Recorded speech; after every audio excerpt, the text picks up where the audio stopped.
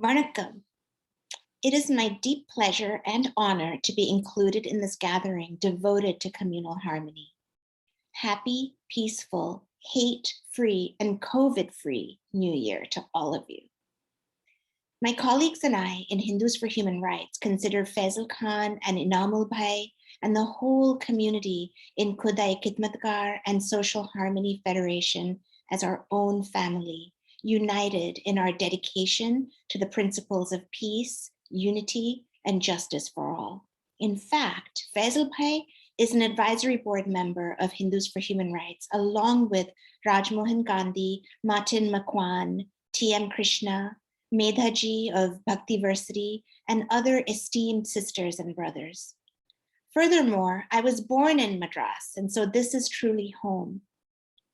The atrocities taking place in Modi's India are happening in the name of the religion I happen to be born into, the same religion that taught me Vasudhaiva Kutumbakam, we are all one sacred family.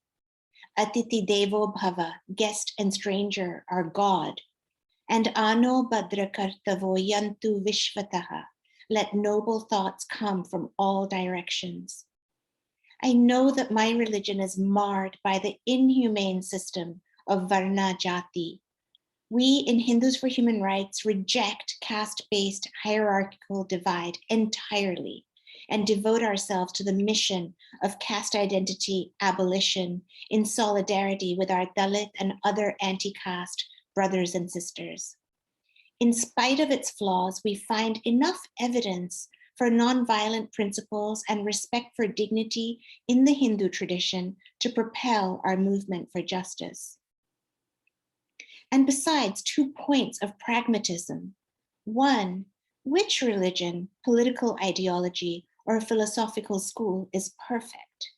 And 2, if the movements for justice and democracy in India do not include Hindus, if Hindus are not part of movements against caste and Hindutva, how will we have any chance of succeeding in creating an anti-caste egalitarian society? When we say the name of our organization, Hindus for Human Rights, many people are uncomfortable. Of course, the Hindu right is uncomfortable. The RSS and its followers believe that being Hindu requires one to consider themselves as enemies of anyone who is not Hindu, especially Muslims and Christians, and to treat them with suspicion as traitors.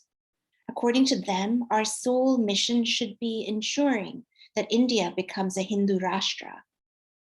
To people who are sympathetic to the RSS, all I can say is, my faith and my humanity teach me to choose love over hate, nonviolence over violence, unity over division, humility over arrogance. You do not represent me, and as much as you try, you cannot silence me. When those who stand for secular India, those who stand for human rights are uncomfortable that we are Hindus standing up for the same principles, this surprises me and saddens me the most. To secular-minded Hindus and non-Hindus, my message is, we are here in this situation precisely because we abandoned the religious space. If you identify as Hindu, please raise your voice as a Hindu about religious freedom, human rights, and democracy in India. Let the RSS and its followers know that they do not represent you. And if you don't identify as Hindu, please form coalitions and groups which include inclusive and progressive Hindus and speak in one diverse and robust voice for secular India. As you know, the fight is not confined to India. Hindutva is strong and growing in the diaspora as well. We need to form strong global anti-hate alliances. Let us cling together and refuse to let them divide us. The best way to fight for an inclusive India and an inclusive world is to be inclusive in our fight for India and the world.